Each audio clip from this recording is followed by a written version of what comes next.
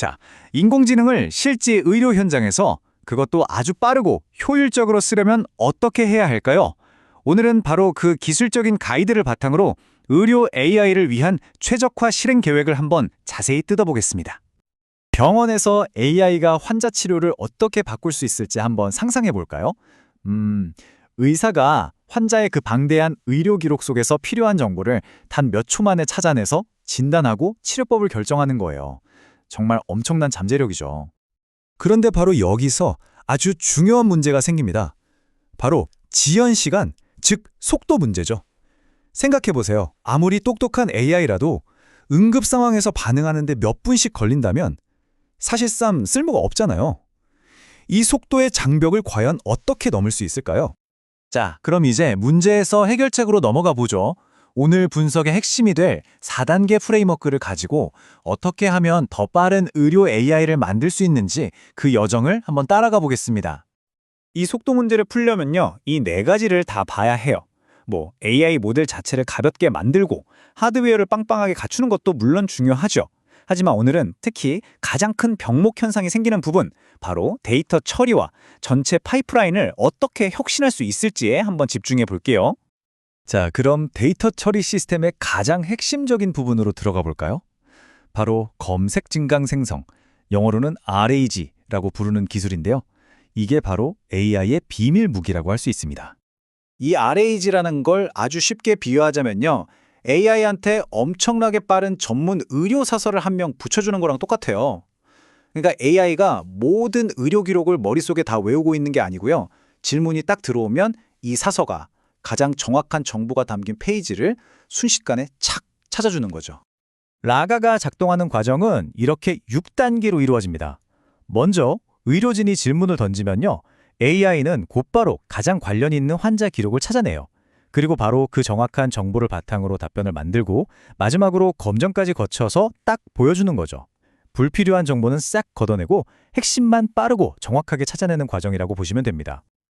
자, 그런데 이 RAG가 제대로 힘을 발휘하려면 특화된 도구가 필요합니다. 그 첫 번째가 뭐냐면 바로 의료 언어를 아주 정확하게 이해하는 번역가, 즉 제대로 된 언어 모델을 고르는 겁니다. 여기 보시면 왜 일반 AI가 의료 분야에선 부족한지가 명확하게 드러나죠. 일반 AI는 검색 정확도가 한 60에서 70% 수준에 머무는데 의료 논문 같은 걸로 미리 훈련된 특화 모델은 정확도가 거의 90%에 육박합니다. 이 차이가 결국 환자의 안전과 직결되는 문제거든요. 그러니까 핵심은 이거예요. 그냥 말만 잘하는 AI가 아니라 의학이라는 전문 용어와 뉘앙스를 완벽하게 이해하고 구사하는 말 그대로 의료 전문 AI가 필요하다는 거죠.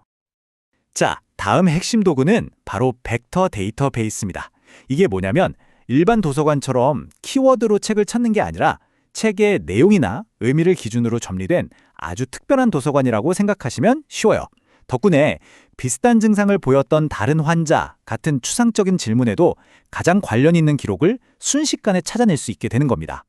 자, 이 그래프를 보시면 정말 흥미로운데요. 실제 속도 차이가 한눈에 보이죠. 특히 GPU를 사용한 FAIS라는 게 압도적으로 빠른 걸 볼 수 있습니다. 와, 정말 빠르네요. 하지만 단순히 속도가 전부는 아니에요. 결국 최고의 데이터베이스라는 건 없어요. 병원의 상황에 따라 선택이 달라지는 거죠. 예를 들어 우리는 무조건 속도가 제일 중요해 라고 한다면 페이스나 밀부스를 선택할 수 있겠고요. 아니, 우리는 관리하기 편한 게 최고야 하면 클라우드 서비스인 파인콘을 쓸 수 있죠. 또 민감한 환자 데이터를 병원 서버에 직접 보관하고 싶다면 위위에이트 같은 걸 선택해야 하고요. 이렇게 다 다른 겁니다. 자, 그럼 지금까지 살펴본 이런 기술적인 선택들이 실제 병원 규모에 따라 어떻게 실용적인 해결책으로 조합되는지 한번 구체적으로 살펴보겠습니다. 이 표를 보시면 한눈에 이해가 되실 텐데요. 가령 예산이나 IT 인력이 좀 부족한 소규모 병원이라면 가벼운 모델의 간단한 FAS 데이터베이스를 단일 서버로 운영하는 게 합리적이겠죠. 반면에 자원이 좀 더 넉넉한 중형 병원이라면 더 강력한 모델의 분산형 데이터베이스, 그리고 GPU 클러스터까지 구축해서 더 확장성 있는 시스템을 만드는 게 맞고요.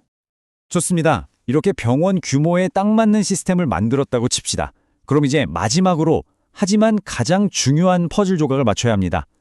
맞습니다. 바로 민감한 의료 데이터를 다루는 데 있어서 절대 타협할 수 없는 부분, 바로 보안과 개인정보 보호입니다. 환자 데이터를 지키기 위한 이건 그냥 기본 중의 기본입니다. 데이터를 주고받거나 저장할 땐 무조건 암호화해야 하고요. 꼭 필요한 사람만 접근할 수 있게 권한을 철저하게 관리해야 합니다. 당연히 히파나 GDPR 같은 관련 법규도 완벽하게 지켜야겠죠.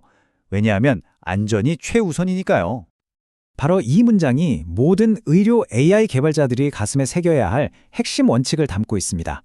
성능보다 안전과 정확성이 먼저다. 그 어떤 기술적인 최적화도 실제 현장에 적용하기 전에는 철저한 테스트와 검증을 거쳐야 한다는 아주 당연하고도 중요한 이야기입니다. 자, 그렇다면 AI를 이렇게 빠르고 정확하고 또 안전하게 만들 수 있다면 과연 어떤 새로운 가능성들이 열리게 될까요? 한번 상상해 보세요. 의사가 환자의 평생 의료 기록을 단 몇 초 만에 분석해서 최적의 치료법을 찾아내는 그런 미래 응급실 말이죠. 우리는 어쩌면 바로 그 시작점에 서 있는지도 모릅니다. 여러분이 생각하는 의료 AI의 다음 단계는 무엇인가요? 오늘 준비한 이야기는 여기까지입니다.